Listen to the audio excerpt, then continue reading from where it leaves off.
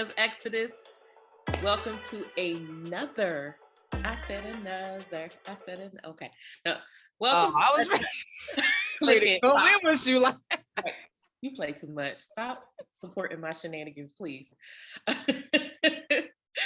Well, so okay, hold on. We digress. All right, women of Exodus. Welcome to another episode of Beauty from Ashes with your girl Kid. and I'm Fox. And today we are covering the topic of colorism. Yes, we said it out loud. Get into it. Colorism. Yes, it still is around. Yes, it still exists. And Fox and I both living in the beauty world. Yes, it is still a thing, very real. Um, and for those of you that potentially are unfamiliar with the topic of colorism, let's kind of break this down for you and what we're gonna really talk about and get into this afternoon. So colorism, of course, it's just another form of discrimination, unfortunately, when it comes to comes to different shades of the same race or different in specifically I will say in the Black community. Not to say that we are the only community or the only culture that suffers from this. Unfortunately, this is something that has lived within our culture for decades, and it continues to be a really touchy subject for a lot of us, very emotional and tied to a lot of, I believe, a lot of psychological beliefs of how we believe, how we see ourselves, and the things that have been taught to us about who we are, based on our skin color. So I like to know, is this, this is all still be, still a thing. I think with um us kind of being in everybody's backyard all the time and seeing, and a lot of cultural assimilation happening in this day and age. It's interesting to me how colorism was always a thing, but then when I think about or look at some of the images that we're seeing now when it comes to beauty, um there's a lot of cultural assimilation going on with, of course, lighter skins wanting to be darker, but they don't want what comes with that darkness, right? So, you know, we talked about that. We just mentioned that we're not the only race to go through this, Fox. Come on, chime in with me. What's your thoughts on yeah. this? So we know, like here, as diaspora Africans, we know that we had that experience here through the chattel slavery system, and how they tiered who would work here, who would work there based on their skin tone, and that's we still see the effects of that today. Whether it's among each other, whether it's in the workplace, like you mentioned assimilation earlier, and how, if you had fairer skin and if you had straighter hair, it was more plausible and you were more hireable and likable. This is written in text, and it is still something we see today, which is why there's the Crown Act and just so many other things. But like you said, we're not the only ones to experience this. So, all along the coast of West Africa, there's, this whole thing about bleaching, and even in Asia and parts of South Asia. And, we see people emerging and talking about their experience, how in, Bali films or even Nollywood films, I like Nollywood films, there's this issue of who's depicted as beautiful and fair skin, finer and silkier hair is revered, and it really has to do with the impact, and I'm just going to say it, but it has to do with the impact of white supremacy and how it has affected cultures globally. Yeah, European standards, absolutely. It's not just something that we're experiencing alone, and we talked about this, and we're going to talk about it more, just how, as beauty experts working with a variety of every shade of beauty, how some they have been affected in a way where they don't want their tone matched, right? They want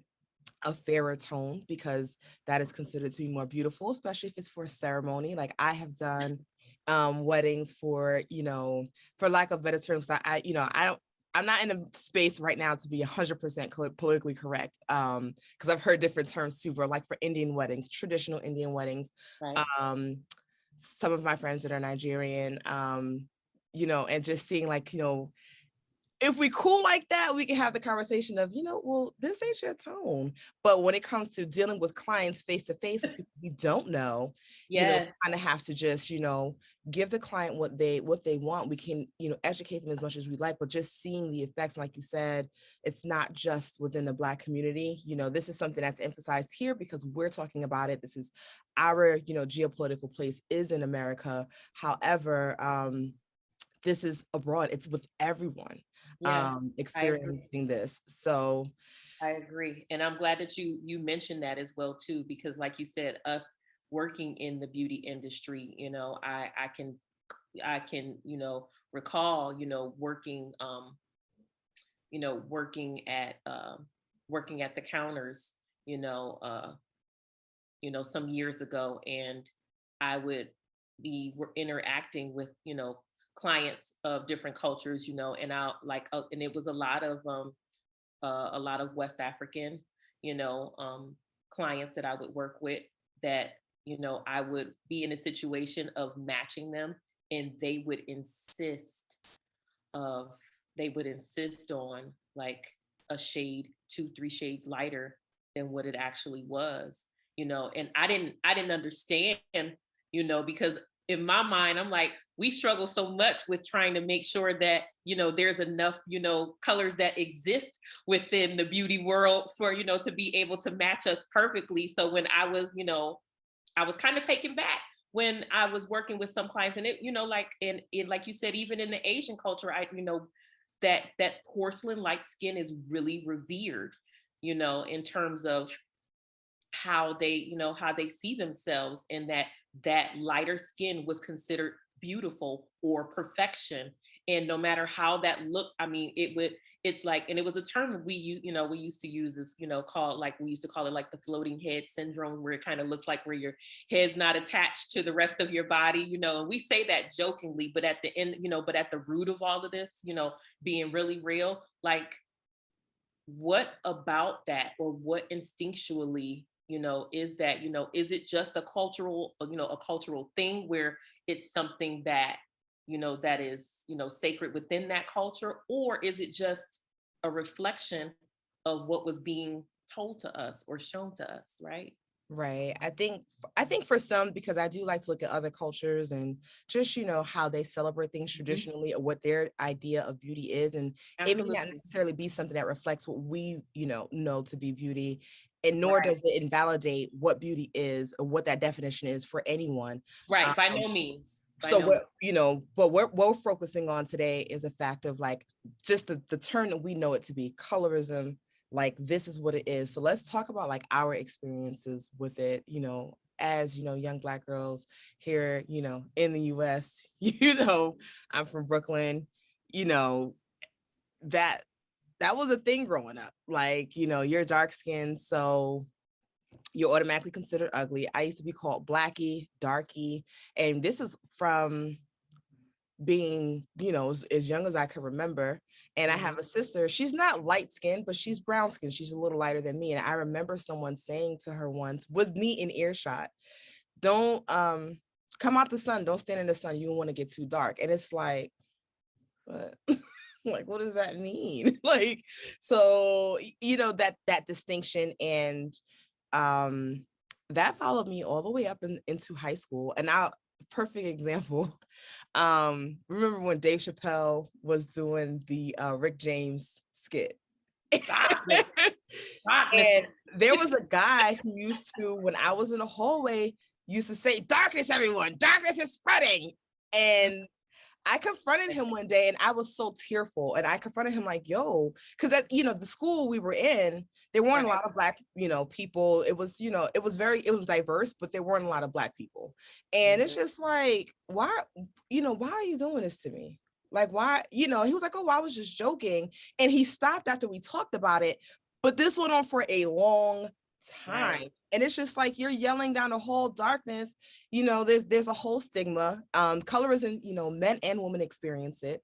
Mhm. Um, However, darker skinned men are considered to be more attractive, and darker skinned women are considered to be more masculine, less attractive. Like Kevin Hart made his very distasteful comment about dark skinned women ruining your credit, and dark skinned women could take a punch. So we're thinking about all these things about, how dark skinned women are perceived, and to have lived that was just like, ooh, it was hard. And in another episode we talked about, I said I never really wanted to be dark skinned. Light skinned. I just never wanted to be ugly. Mhm. And ugly and dark skin, it's like they're synonymous. Yeah, So being dark skin was associated with not being pretty. yeah. What about your experiences with colorism growing up? Um, I mean, in some instances, for me, it was some of the same. It was some of the same, some of the same issues with, with skin color, and I remember having these conversations, um, when I was younger with my mom and my aunt and my grandmother, because all of everybody, just about everybody on my my maternal side of the family, we're all brown skin beauties with a few other shades, few other shades mixed in there, so all shades, all beautiful. But at the time, I think just having the conversation about deeper skin and what that represented and how that how it was received was something interesting. And it was a story my aunt told me that sticks with me all the time. And I feel like you and I might have had this conversation before when I was telling you about my aunt who is a deeper skinned woman, and she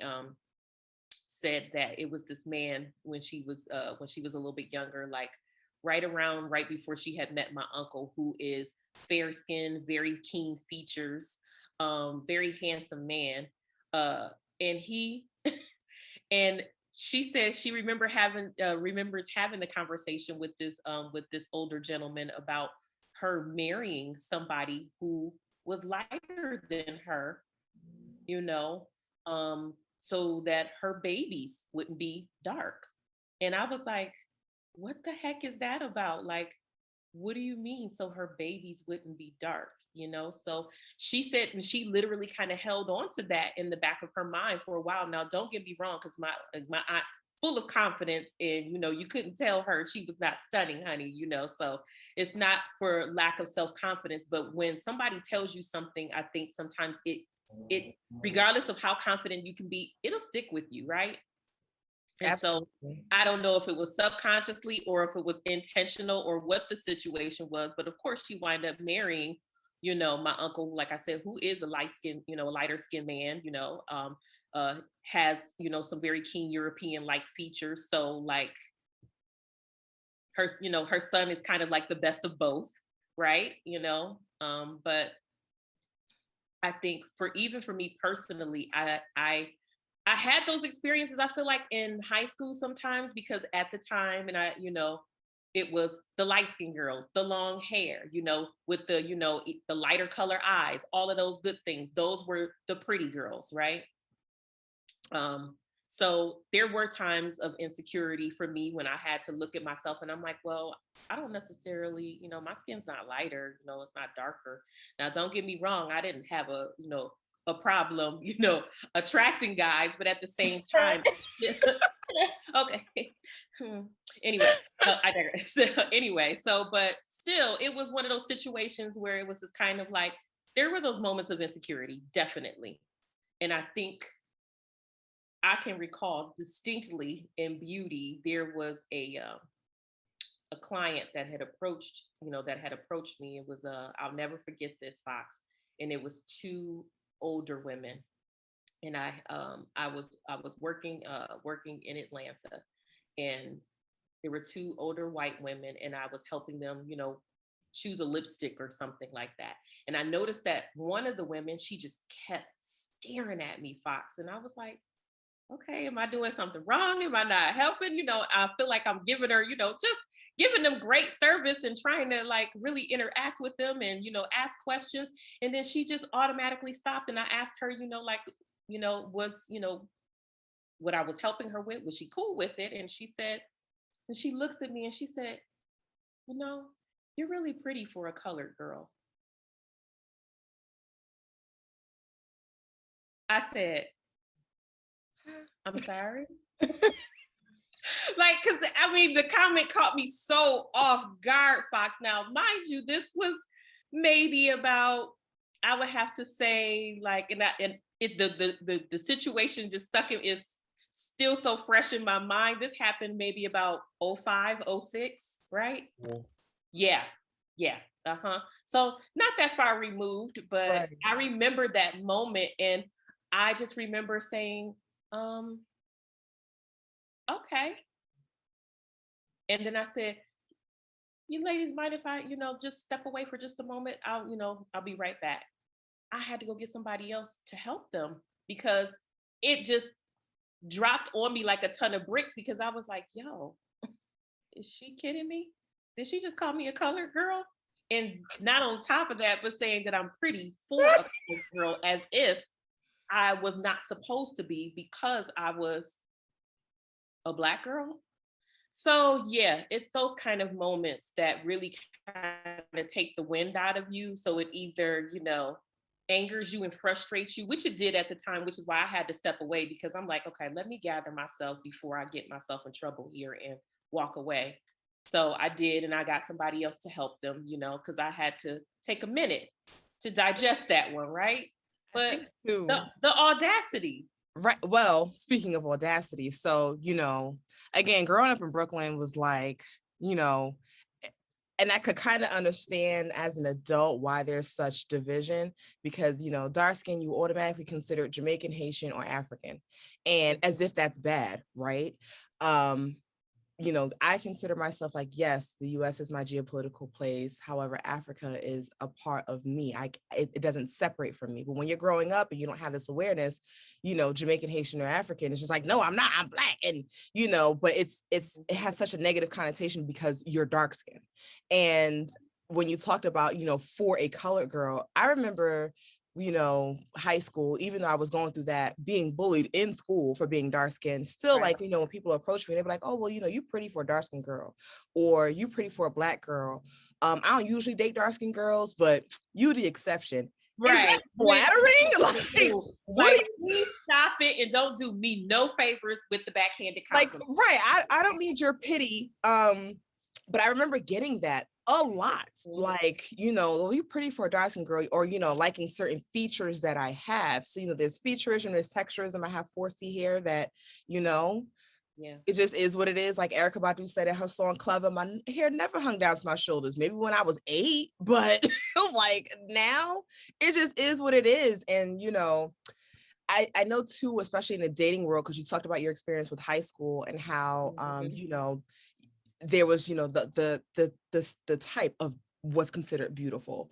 And let's just talk really briefly about reverse colorism, because there are a lot of people who have these experiences and say, well, I was bullied for being light skinned, or I was bullied Yep. because I had long hair, or because I had this or that.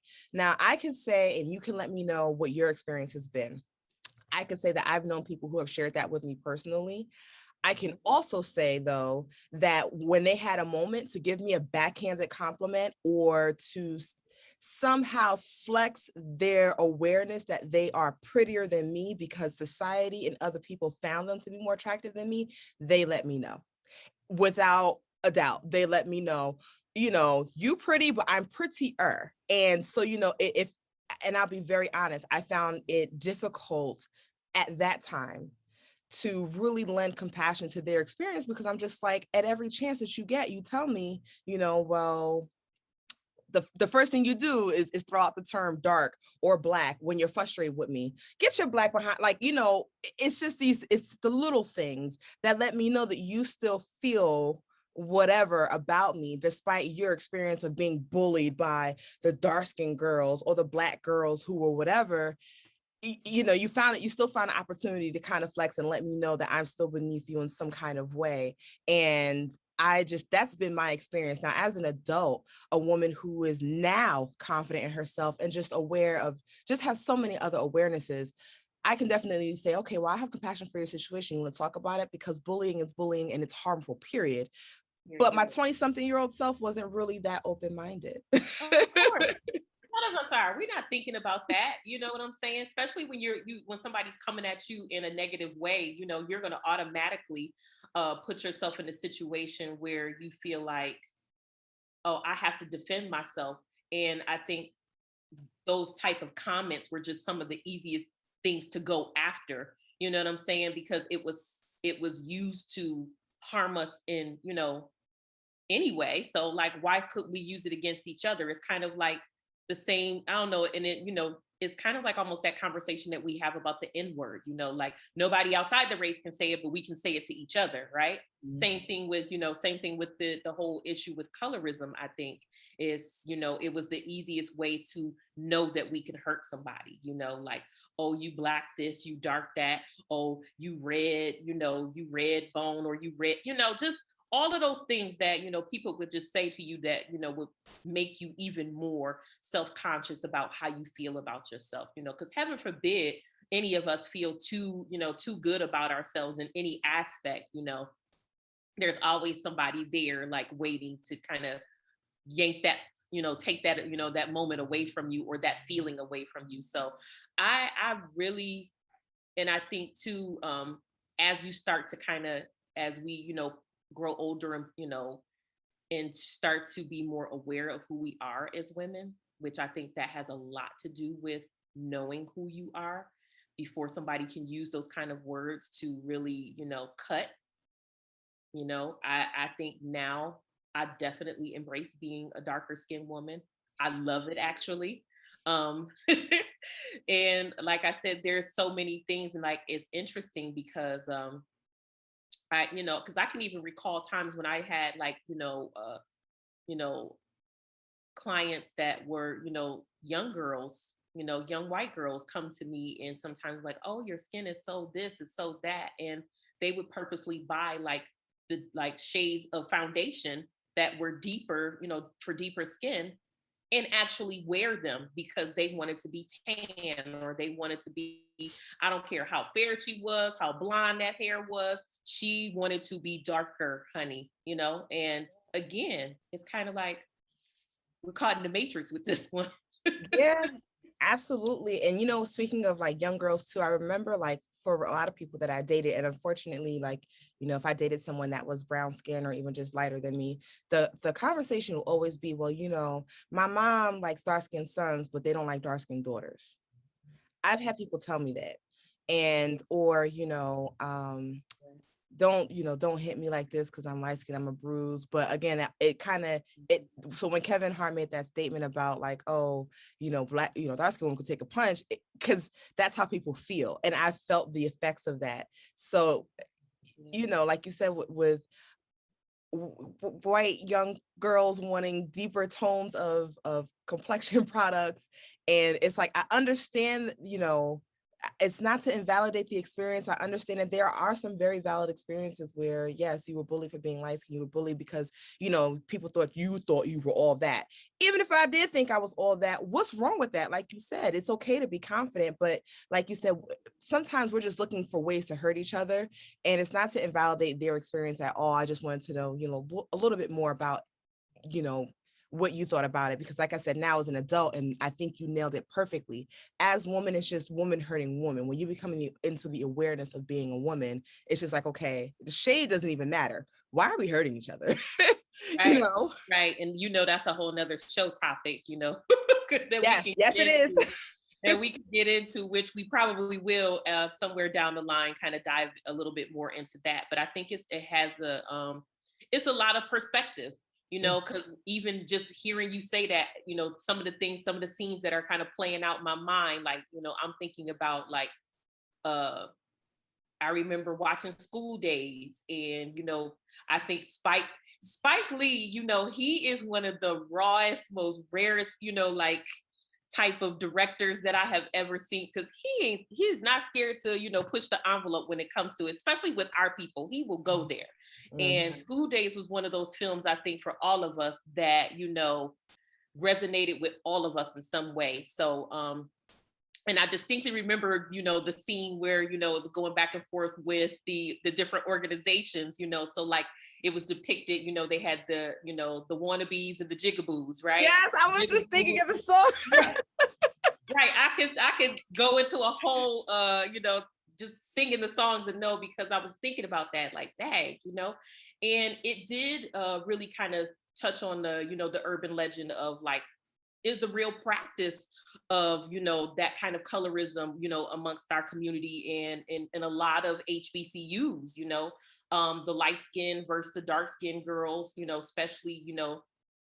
um, especially in the earlier days, and when we start talking about fraternities and sororities, that was a real thing. So um like the brown paper bag test. So the urban legend of that being, a measure or a standard of measure to measure, your ability to belong to a group or an organization. So like you had to be either the shade of a paper bag or lighter to be even considered to be among a certain group or an elite group of middle or upper class, blacks. Right. So, and it's still a thing that, I think we still entertain, sometimes. And I think me being a member of a Greek organization, and being a being a dark skinned woman as well too, I think every time we do things like that, those are the things that we're taking those steps to kind of look past that, and to potentially eradicate situations like this. Will it ever be changed? Probably not. We're hopeful, we're prayerful that it will, but those are some things that we have to take a look at, that continue to perpetuate colorism And within I our think community. too, like you had mentioned the paper bag test. I know watching the movie Bessie, featuring Queen Latifah, she played Bessie, where she did an amazing job. But I remember two scenes, one where she was like, I wrote this song, let's do it. And his feedback at first was, it's not hitting on all sixes. And he was like, so, we're gonna scrap your little song that you did. And so one of the other girls was like, well, you ain't do the paper bag test. And so again, it's that slap. Like, here we are, we're all black, we're facing these experiences, but wait, I have a way that I could dig at you. So let's do the paper bag test. And the other part, now flip it later on where her career is rising and she's recruiting people, she did the paper bag test, but she was like, you have to be darker than, you know? Yeah. So when it Yeah. came to seeking her talent, that she wanted a part of her, experience, it was like, you have to be darker than, and that intentionality with representation. And we kind of talked about that too, because your experience being in the world of media, like, I'm going to keep gassing it up. Okay, kid has been in the beauty industry 26 plus years and counting, okay, like a mogul. So having experienced everything from being with celebrities and the socialites to being, face to face with everyday beauties, every shade of beauty. And we all know, like, back then, early, Cash Money taking over for 99 and 2000, it wasn't really like a lot of dark skin representation unless it was for a certain Nope. thing. Nope. She wasn't the lead. Whereas now there's, a bit of a change, and it's like, okay, we do want to kind of Yeah. bring some others in. So give us a little bit of that, because, Yeah. No, that's real. That's real talk, because I remember being on video sets where I was in a sea of light skinned, long haired girls. That's all it was. That's all it was. That was the feature girl, the video vixen. They were the pretty girls who got the roles, who got the jobs to be, the features or the leads in these music videos, because that's with apparently, or allegedly, what guys wanted to see. And it was a very rare moment when I would see a dark skinned girl on set, that would be, featured in any video, or just period, because that's just not what they were looking for, potentially. So um and it's interesting because, even just to kind of talk about, like, to touch on some of the things that you had already mentioned with reverse, colorism, that resentment is always there because you're like, okay, well, why, they cast anybody else? Are you telling me there were no dark skinned girls on, that tried out for this video or that came that weren't considered pretty? Like you're kidding me, which I've seen some, I've worked with some really beautiful girls of all shades, but that was what they were requesting. That's what they wanted. That's what some of the artists were requesting, that they wanted the light skinned, long haired girls in the video. Fast forward to now where we're really starting to see the table being shaken when it comes to, how we're being, represented in the beauty industry. And a lot more a lot more darker skinned women are on the are on the covers of these magazines, in the forefront of social media, and being represented in the fashion industry as well too, which I am loving to see, that they are starting to embrace and demand that this be the standard across the board. Like, hey, there's more to being black than just being a light skinned, like a light skinned black women, not to say that they're not beautiful, because they are. But there's that tan beauty, there's that Caribbean beauty, there's that African beauty, there's that Sudanese beauty, all of those things, and I'm loving seeing all of those changes that are happening. So those are the type of steps that I'm, paying attention to in this industry, to see if they're really paying attention and listening to what all shades have to bring to the table, and seeing the beauty in all of those things. So um I'm rooting for everybody that's black, as Wale would say. I don't care, and I, people can say what they need to say, because again, this is in no way, shape, or form to, downplay any race, because I believe equality across the board, period. But the reality is, when it comes to our community and our people, this is what it is. This is what I'm passionate about. This is what I have to speak about, because this is the thing that keeps me around for as long as I have been in the beauty industry, is to make sure on some level that I have to do my part in this industry to make sure that the brown girls are represented, and not just the brown girls, but the black girls, period. Yeah, yeah. And with that, because I think that, again, it's what we're doing, our representation, our existence, our visibility, our demand to be in a space where, we're constantly kind of like it's dehumanizing a bit, or humiliating to, be pushed back or not considered be But good that's the enough. point, right? Because that's And where all this stems from, if you really think about it. It's so, like the house, it's like the house slaves against the field slaves, right? yeah, yeah. You And know, so, between so many things under the isms, but the main umbrella being colorism. But, like I touched on earlier, featureism and texturism, just so many different things, like you said, with your aunt having the experience of, having a potential partner with someone who's had more keen features. And I think that most families they've experienced that in some way or another, where someone has encouraged them to do something to create this beautiful aesthetic for their bloodline. But let's also talk about, like, now, because we are talking about fast forward, how there is more representation, more positive representation, where dark skin beauties are the lead, or dark skin beauties are considered intelligent, and how that will change how we treat each other, because media and the television really has a lot to do with how we treat each other and perceive each other. It's a social experiment. So now here we are, fast always forward, been, right? always been. So we're no longer in a space of not loving or liking ourselves or things about ourselves, or if Yeah. we do, we have coping mechanisms. So let share with us some of your coping mechanisms on how you overcome this monster called colorism.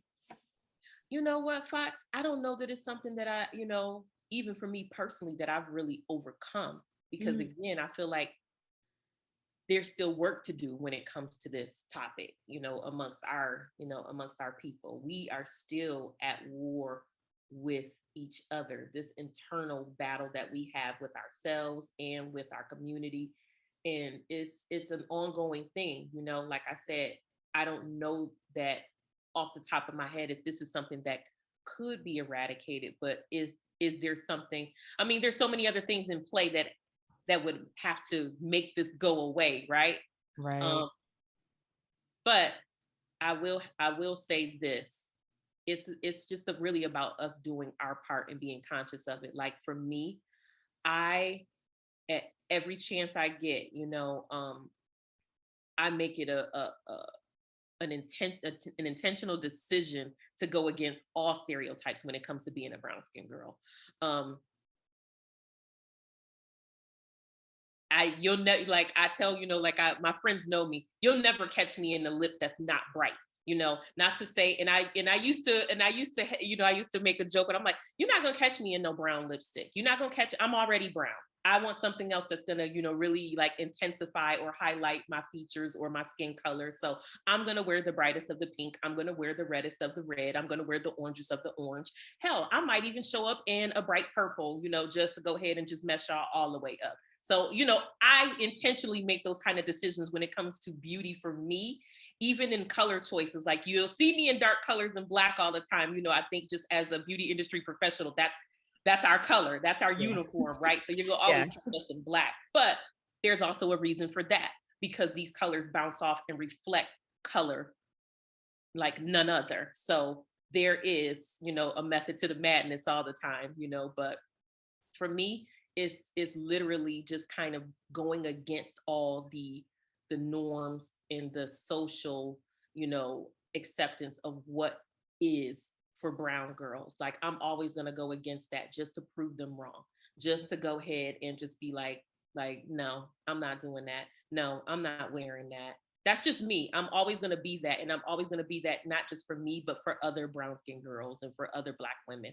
I'm always going to be that girl. So that's how I kind of handle it, by going against what everybody else wants me to do or be neutral. I'm never going to be neutral. I'm always going to be bright. I'm always going to live out loud. I'm always going to just be that girl.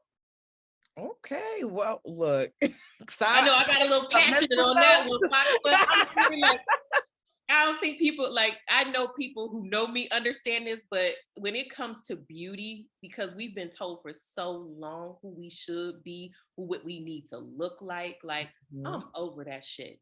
Like I am Yeah. so over that shit. It's just like killing me softly. And I think it's just something to be said for every time I see us and show up in this manner, for not just for ourselves, but for each other.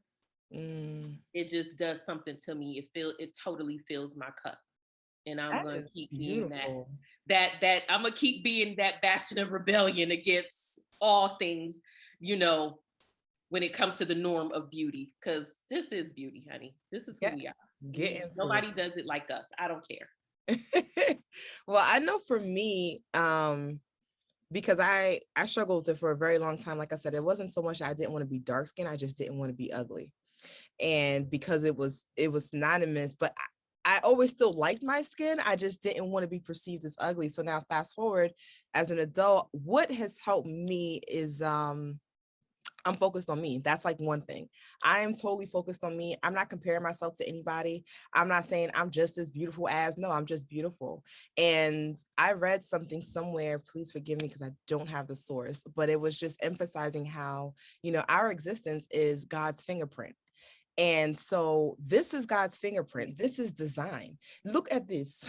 Look at my cheekbones. Okay. Like this is all by God's design. Just like, your beautiful face is by God's design, and so is everyone else's. Amen to So that. that has really helped me. And maybe I want to say 2 years ago when I was really in the thick of MS, so when you're overcoming a disease, or, you're first coming head on with it, beauty was not like me doing my eyebrows was not the first thing on my mind. Yes, while I was in the hospital, I said, bring my brow pencil, my concealer, and my little gloss, and I'll post a throwback of that. However, when I got home and I was really struggling to walk and to wash myself and to wash my hair, I wasn't thinking about that. However, as time went on, because I had gained some 40 something pounds from not being able to move, and my hair was falling out like crazy because I was stressed out. And I was just like, oh man, I do not feel beautiful at all. And I, I venerate my ancestors. I would look at pictures of them and I was like, they were so beautiful. And then I just heard, so were you. You're a Right. reflection of us. You are the latest model of us. And I would never, like I can't, to me, my mother is, one of the most beautiful women, if not the most beautiful woman I've ever seen. So granted, we don't really look alike, but we do share some features. And looking at the features of, my bloodline, that's what esteems me. Knowing where I come from esteems me. So, yes, like I emphasize, America is my geopolitical place. However, I esteem myself as being African because that's where my ancestors come from. So I'm a Yoruba woman, and looking at the woman, I'm like, wow, we all look alike. Oh my goodness, they're all beautiful. And that really helped me. So it's unfortunate that, again, in other parts of the world, they're still battling with colorism within themselves. But, and there's all these bleaching products here in the US too, and especially over there as well. Yeah. Yeah. However, that's what helps me. Like, one, knowing that this is by design, this is God's fingerprint, and then looking at the material. Look at the material of where I come from. I come from a long line of beautiful women who are tall, who are thick, who are dark skinned, who have different textures of hair. For me, again, and I think I've mentioned this before, but knowing where I come from makes a difference. My mother's side of their family, they have Choctaw, they're from New Orleans and from Cali, and there's a whole lot of things that are going on. So beauty isn't just one aspect. The look of it doesn't look just one way for me. I'll take it all in, and that's what helps me get over it, and would help me to embrace my sister who's a little lighter than me, and any other beauty that I see, because I know what I'm made of. I know where I come from. Again, look at the material. These cheekbones, this skin is Yes, I smooth. tell you all the time, cheekbones, honey. Come on. Come on. That And the kids don't even know. That's why y'all out here highlighting to get cheekbones. Look, and like look, you mentioned little too, beauty lesson. you like to wear bright colors. I had to learn to like to wear bright colors. And I remember when I was 13, my aunt said, yellow looks nice on you, because I would only wear black, because I just felt like I wanted to disappear. And I wear sometimes brighter clothes. Mostly I'm in white, but I wear sometimes brighter clothes. And for me, especially having had severe acne when I was growing up, so Right. complexion is my thing. So I just wanted to look smooth, and I may do a red lip here or there, or a blue or a green, because I was having a spell with that too. But for the most part, my emphasis is just complexion. But I admire, because like I tell you all the time, like, yo, that's a cute lip, like even today, with this very cute fuchsia with the gloss popping, like, there's different modalities of how it could be expressed to our appreciation for our complexion. But I love how bold you are, and how you just are like, nope, I'm here, I'm seen, and I'm letting other sisters know too. I appreciate that. Listen, because it matters. Not only representation, but how we show up to represent. It matters. Yes. It matters. My girls that I've mentored and that have worked with me and for me, like there was a standard I would set for them. Like, hey, listen, brown girl, I'm gonna need you to step off the floor for 2 seconds. Go put a lip on. Pull it together. Pull it together. You know, and then come back to me and represent not only yourself but for the rest of us as well too. That is always going to be a standard that I set for any woman that I come in contact with. I know it might even be cliche to say sometimes, we don't want to look like what we going through, which we don't, right? And I don't care whether what the situation is. Look, we always gonna show up and show out. How I believe. That's what I believe. It's what I've been taught. It's how I was raised. My grandmother told, "Don't you go out this house without without your earrings and your lipstick." And I live by that to this day. So So I think then our beauty secret for today is going to be challenge yourself with how you see yourself in the skin you're in. So if the yeah. challenge is a bold colored lipstick, what are you wearing today? Oh gosh, on my lips, I have on. I believe today I have on a NYX lip gloss, a butter gloss. Forgive me, I don't know the color off top of hand, but all things pink. All Okay. things pink. Well, I mean, so I'm not sure of the color, but I'll find out what it is. But Yeah, that's what I have on today. So that's our beauty secret for today. Love the skin you're in, challenge yourself, whether it's a bold lipstick or whether you have to, again, look at the material where you come from so that you're comfortable with the skin that you're in, no matter your background. Again, having a very diverse background, but still a lineage of darker skinned people, and being able to appreciate that beauty, step outside the box, do what you can to make yourself feel amazing with the skin that you're in, so Yeah, that you can just live beautifully, live fully, and be able to extend that compassion for anyone else who shares their experiences with you. that's the So that's quote. our beauty secret today. We do want to hear y'all sound off in the comments. Let us know if you've ever experienced colorism. Let us know, how you've overcome it, if it's still a challenge for you, because we could work together. We do like to comment back and talk with you all in the comment section. So we're looking forward to hearing from you all. And until next time, I am your girl Fox, And I'm your girl, Kid. and we will see y'all in the next episode. Peace.